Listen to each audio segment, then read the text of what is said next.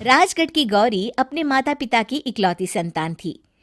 गौरी के पिता मेहनतकश किसान थे। वो सारा दिन खेतों में काम करते। गौरी अपनी माँ का किचन में हाथ बटाती।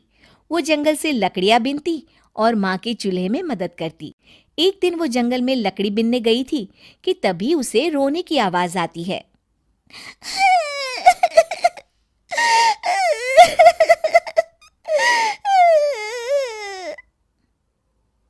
अरे, यहाँ कौन रो रहा है? इस जंगल में भला किसी के रोने की आवाज? जरूर कोई जंगल में फंस गया होगा। वो देखती है तो उसे एक परी दिखाई देती है जिसका एक पंख टूटा होता है। अरे, तुम कौन हो और क्यों रो रही हो?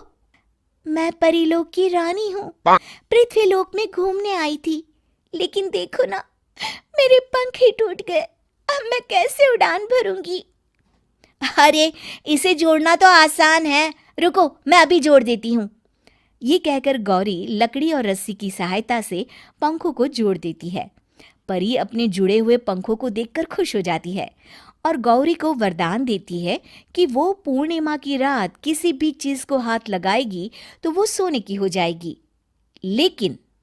लेकिन गलती से अगर उसने किसी इंसान को छू लिया तो वो अगली पूर्णिमा तक सोने का ही रहेगा। गौरी घर आती है और सारी बात अपने माता पिता को बताती है।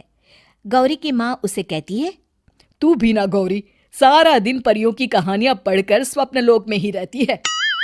नहीं माँ, मैं सच बोल रही हूँ। देखो, आज पूर्णिमा की रात है ना, इसलिए डर के मारे मैं कोई सामान भी नहीं छू रही हूँ। अच्छा, ऐसी बात है बिटिया रानी, तो जरा इस घड़े को हाथ लगा दे। गौरी घड़े को जैसे ही हाथ लगाती है वो सोने का हो जाता है। गौरी के माता पिता घड़े को देखकर हैरान रह जाते हैं। अगले दिन गौरी के पिता उस घड़े को सुनार के पास बेचने जाते हैं तो रास्ते में उन्हें कंचा काकी मिलती है।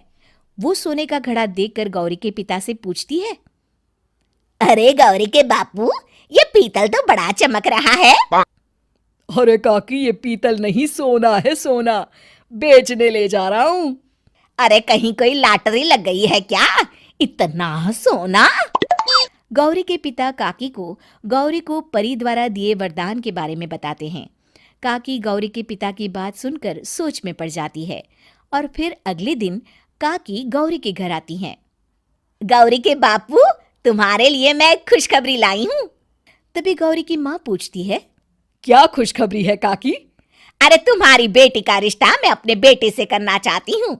अरे, कब तक अपनी सयानी लड़की को घर पर बिठा कर रखोगी? हाँ, देखो काकी, मैं ऐसे ही व्यक्ति से अपनी बेटी की शादी कराऊंगा जो गौरी के वरदान से नहीं, उसके गुणों को समझे। अरे, हमें तो गौरी के गुण अच्छे लगे, इसीलिए तो आ गई हूँ मैं। फिर गौरी के माँ बाप मान जाते हैं और उसकी शादी काकी के बेटे से हो जाती है। अगले दिन, अरे गौरी, कल पूर्णिमा की रात है। तुम्हारे पिताजी परी के वरदान के बारे में बता रहे थे, तो मैं ना कुछ चीजें रख दूंगी, जरा हाथ लगा देना। तभी गौरी का पति वहां आ जाता है और अपनी माँ से कहता है, माँ, क्या जरूरत है गौरी के वरदान को इस्तेमाल करने की?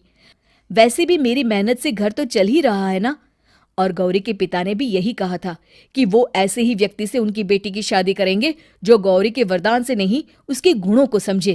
अरे बस कर किताबी बातें। तेरे लिए क्या लड़कियों की कमी थी जो मैं ये किसान की बेटी घर ले आती? और सुन गौरी, कल अगर तूने सारी चीजों को सोने का नहीं किया तो मैं तुझे घर से निकाल दूंगी और अपने बेटे की दूसरी शादी करवा दूंगी, समझी? इतना कहकर गौरी की सास वहां से चली जाती है। अगली पूर्णिमा की रात गौरी की सास गौरी के सामने ढेर सारे बर्तन रख देती है और कहती है, जल्दी कर गौरी, रात खत्म हो जाएगी। जल्दी जल्दी इन सारे बर्तनों को हाथ लगाकर सोने का कर दे। गौरी करती भी तो क्या, वो जैसे ही एक छोटे से बर्तन को छूने वाली होती है कि उसकी सास भड़क जाती है। क्या मजाक बना रखा है? इतने छोटे से बर्तन में क्या होगा? ये ले, ये बड़ा वाला बर्तन। जैसे ही बड़ा सा बर्तन लेकर गौरी की सास उसकी तरफ बढ़ती है, वैसे ही बर्तन के बाहर से वो धड़ाम से गिर जाती है।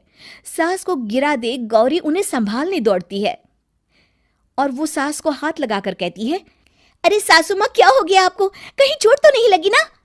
लेकिन जैसे ही वो हाथ सास से हटाती है तो देखती है कि उसकी सास सोने की हो गई है। गौरी सोनी की सास को देखकर रोने लगती है और अपने पति से कहती है, मुझे परी ने कहा था कि अगर मैं किसी इंसान को हाथ लगाती हूँ तो वो अगली पूर्णिमा तक सोने का ही रहेगा। अब मैं क्या करूँ? अरे करना क्या है, माँ को उठाकर अलमारी में रख दो। और हाँ, लालच का फल बुरा ही होता है। ज्यादा बड़े बर्तन को सोने का बनाने के चक्कर में माँ का ये हाल हुआ है। ये कहकर वो दोनों माँ की तरफ देखने लगते हैं।